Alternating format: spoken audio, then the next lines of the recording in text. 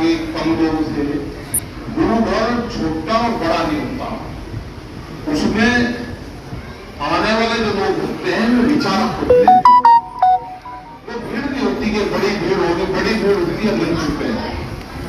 गुरु घर होता है कि जहां से हमको ज्ञान प्राप्ति होती है, और हम ज्ञान घर में आए, गुरु घर में आए, गुरु के दरबार में आए। तो गुरु के दरबार में तो अकेला जाना है, जो दूसरे और साथी आगे वे सुन के अपनी ज्ञान की प्राप्ति यहां से करते हैं। और जो जत्थेबंदी है जितनी भी, पूरा देश का किसान जत्थेबंदियों के साथ में है। हम बहुत स्टेट में गए, करीब 16 स्टेट में जब से यहां मीटिंगें चली, हम 16 स्टेट में गए। और 16 स्टेट का जो किसान है, जो आम आवाम है, आम जनता है, वो संयुक्त मोर्चे के साथ में है। जो भी यहां से आप लोग फैसला करते हो, जो भी यहां से कॉल देते हो, वो उसको फॉलो करते हैं और उसके रिजल्ट भी मिलते हैं। और आज भी कोई भी अगर पॉलिटिकल पार्टी भी होगी तो वो भी किसान पंचायत का नाम लेती है, कहीं पे भी उन्हीं के नाम से वो भी मीटिंगें करते हैं। तो ये जीत होगी, किसान की जीत होगी, देश का जो आम आवाम है उसकी जीत होगी, और न्याय के साथ में वहां से सम्मान के साथ में किसान वहां से वापसी आएगा। अभी 6 महीने होने जा रहे हैं, और जब लोग यहां से गए थे तो आप ही लोगों का कहना था, जब किसान यहां से गया तो उसने कहा कि 6 महीने का राशन लेकर हम जा रहे हैं। यही तो आवाज भी थी। अब आगे का टाइम और बढ़ा देंगे, उसमें शायद ये तय हुआ है अब कि जब 6 महीने हो जाएंगे तो ब्लैक डे 26 तारीख को काला दिवस हम बनाएंगे। उसमें अपने घर पे आप काले रंग का जो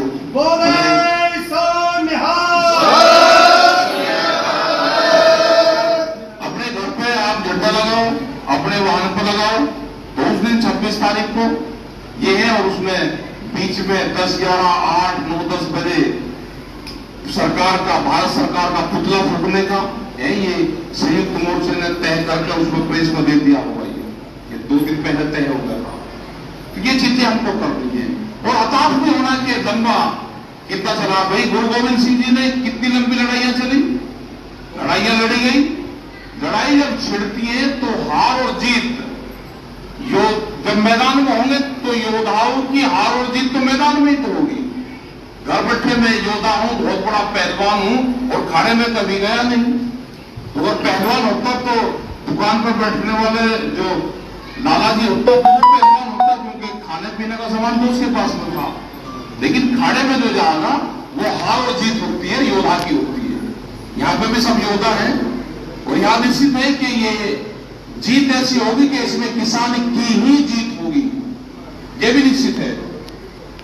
टाइम इसमें जरूर लगेगा, लेकिन ऐसा होगा कि जैसे हमारे बाबे जो इलाज करते थे पहले, जो वैद होते थे, वो इलाज लंबा होता था उनका इलाज, लेकिन मर्ज जड़ से कटता था। ऑपरेशन वाला था, एक काटा टंग के लगाए और इलाज कर दिया ना।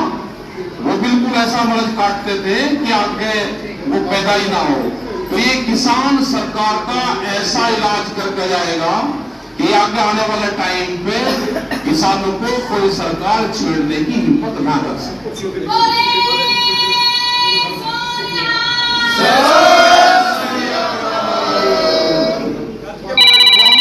शांति से रहना है, धैर्य से बैठना है, और जैसे हम अपने खेत में बीज बो के और 6 महीने 5 महीने फसल का इंतजार करते हैं, ऐसे ही ये आंदोलन है। हमने इसका बीज बोया, 6 महीने हो गए, नहीं रिजल्ट आया, अगला फिर बोओगे, फिर रिजल्ट आ जाएगा। रिजल्ट आएगा जरूर, एक दिन वो होगा कि राजस्थान के अंदर ऐसे ऐसे गांव और वे रहे जहां पर बारिश नहीं हुई, 12 साल तक किसान उसी खेत में हल जोतता था, बीज बोता था, बारिश नहीं होती थी, फिर बीज बोता था, और 12 साल के बाद में वहां पर फसल पैदा हुई। उसने गांव नहीं छोड़ा, तो हम हताश नहीं होंगे, अपना गांव नहीं छोड़ेंगे, अपना धर्म नहीं छोड़ेंगे, अपना जो किसानी धर्म है, एजेंडा है, उसको नहीं छोड़ेंगे। हताश होने की जरूरत नहीं है। जो नौजवान हमारे साथी हैं वे जरूर कहते हैं कि कुछ ना कुछ करो, इससे बड़ा कुछ नहीं हो सकता। एक देश की राजधानी पिछले 6 महीने से देश के किसानों ने घेर कर बैठे हुए हैं।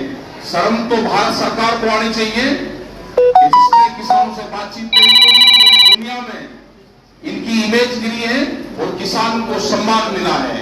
आप जहां पे भी देखोगे हमारे भाई बहन, हमारे परिवार के बच्चे बाहर रहते हैं तो बहुत सम्मान से वो कहते हैं, बात करते हैं।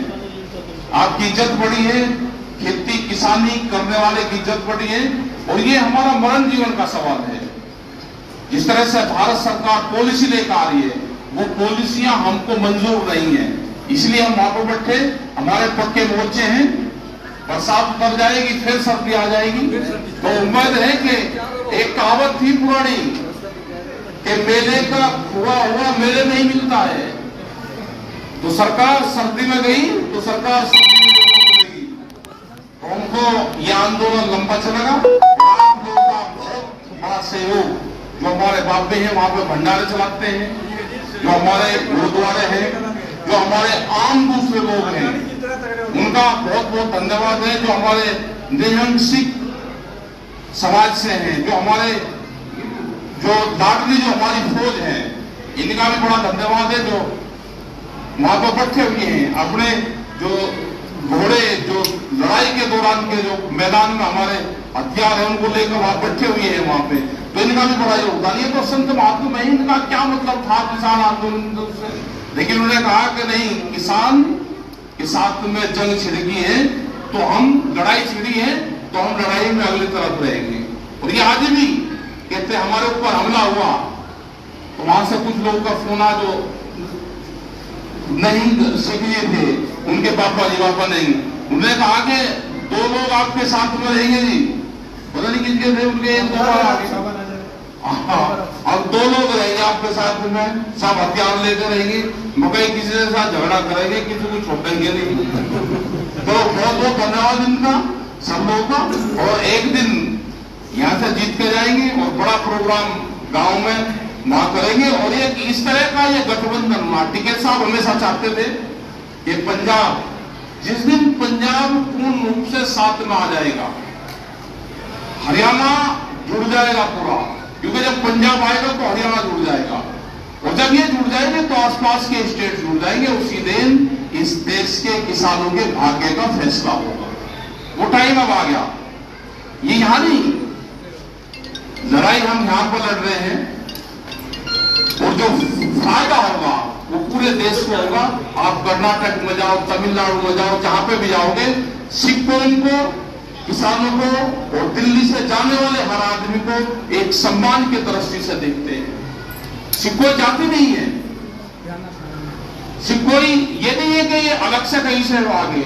ये आंदोलन न धार्मिक आंदोलन है, ये आंदोलन किसानों का आंदोलन है।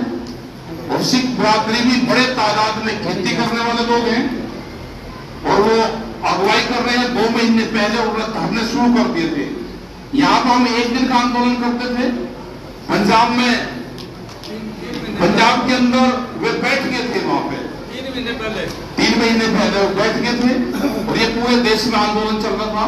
और आप लोगों का और गुरुद्वार का और जो यहाँ पे संगत जो है, इन सबका बहुत बहुत धन्यवाद कि यहाँ पे बुलाया। और ये सोशल डिस्टेंस का ध्यान रखेंगे। एक बीमारी है, इसको बीमारी भी हम मान लेंगे, और जो इसके नॉर्म्स है उसको भी हम फॉलो करेंगे।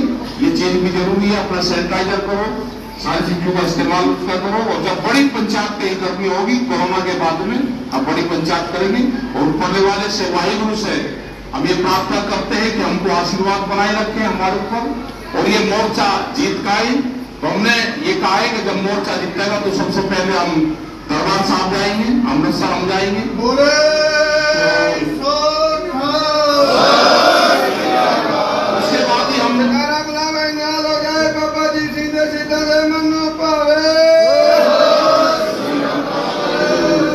उसके बाद ही हम बाद तीसरी बार हम अपने गांव शहर में जाए नहीं, हम तो बाउंड्री में भी नहीं जाते कभी, गांव नहीं, घर गांव वो तो छोड़ दो, हम जो जिला है उसकी बाउंड्री के अंदर भी हम नहीं जाते। और ये है कि 1 साल हो जाओ, 2 साल हो जाओ, 10 साल हो जाए, वहां से वापसी नहीं आना, वहां से जीत के ही वापसी आना है। तो सब लोगों का साथ है और कोई छोटा बड़ा यहाँ पर नहीं है, सब आंदोलन कर रहे, तो सब आंदोलनकारी हैं, संयुक्त मोर्चे के सब हिस्से हैं। और आपका बहुत बहुत धन्यवाद। जय हिंद, जय भारत, वाहेगुरु जी का खालसा।